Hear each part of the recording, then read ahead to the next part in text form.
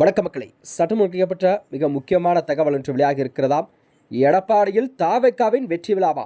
செங்கோட்டையின் எடுத்த முடிவு என்ன? அதிர்ச்சியில் எடப்பாடியா? வாங்க வீடியோவை முழுமைக்கலாம். அதாவது தமிழுக்கு வரக்கூடிய இந்த 2026 சட்டமன்ற தேர்தல் என்பது நடக்கக்கூடிய சூழல் தான் தமிழக அரசியலிலே அனைத்து கட்சிகளும் பம்பரம் போல் சுழல் கொண்டு தனது வேலைப்பாடுகளை செய்து கொண்டிருக்கிறது. அந்த வகையில் தான் தமிழகத்திலே கண்டிப்பாக இம்முறை நிலவக்கூடிய இந்த சட்டமன்ற தேர்தல் என்பது கண்டிப்பாக மிக எல்லா கட்சிகளுக்கும் வாழ்வாசாவா என்ற மனநிலையில் தான் பார்க்கப்பட்டு வருகிறதா. அதாவது துரோகத்தின் மொத்த உருவமாக எடப்பாடி பழனிசாமி இருந்து கொண்டுள்ள என்னை துரோகி என சொல்கிறார் என்ற தாவேக்கா நிர்வாகியான செங்கோட்டை அவர்கள் கடுமையான விமர்சனங்கள் எல்லாம் முன்வைத்திருக்கிறார். அதாவது 2026 ஆண்டுக்கான இந்த சட்டமன்ற தேர்தலில் முதன்முறையாக தமிழக வெற்றிக் கழகம் களமிறங்கியுள்ளதும் அந்த கட்சியின் மூத்த நிர்வாகியுமான செங்கோட்டை என்பவர்கள் கோபிச்செட்டிப்பாளையத்தில் தொகுதியில் போட்டியா என்பதுதான் குறிப்பிடத்தக்கதா. அதாவது கோபிச்செட்டிப்பாளையத்தில் தொடர்ந்து 9 முறை சிட்டிங் எம்எல்ஏயாக இருந்து வந்தவர் தான் செங்கோட்டையன் அவர்கள்.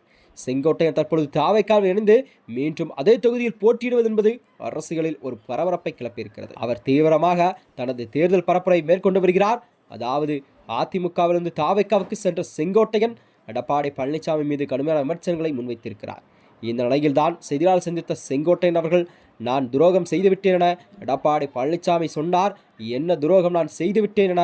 எடப்பாடி பழனிசாமியை முதலமைச்சராக ஆக்கியது துரோகமா அல்லது பொதுச் செயலர் ஆக்கியது துரோகமா? எதை சொல்கிறேன் என்று செங்கோட்டை அவர்கள் குற்றங்களை சாட்டியிருக்கிறார். இரண்டாவதாக பாஜகவில் இருக்கும் அண்ணாமலையை பதவியிலிருந்து நீக்கிய மட்டுமே பாஜகவுடன் கூட்டணி என சொன்னார். அதாவது சசிகலா துரோகி என சொன்னார்.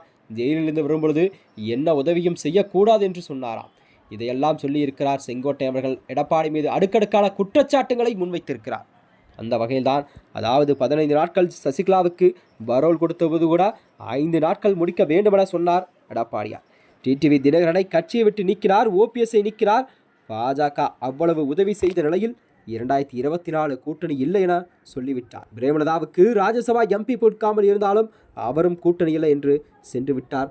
ஆக துரோகத்தின் மொத்த உருவம்தான் இந்த எடப்பாடி பழனிசாமி என செங்கோட்டை அவர்கள் எடப்பாடி மீது குற்றங்களை சாட்டியிருக்கிறார். திமுகவை வீழ்த்த வேண்டும் என்பதில் நாங்களும் குறிக்கோளோடு தான் இருக்கிறோம். ஆனால் திமுக இனி தமிழ்நாட்டில் தலைதூக்கக்கூடாது என்பதில் தெளிவாக இருக்கிறோம். இருந்தாலும் ஒரு மனிதநேயம் என்பது தேர்தல் களத்தில் வேண்டும். அதாவது உதயநிதி ஸ்டாலின் பற்றிய கருத்துக்கள் தேவையற்றது. தேர்தல் களத்தில் வென்று காட்ட வேண்டும். கோழைத்தனத்தும் பொறாமைத்தனம் இருக்கக்கூடாது.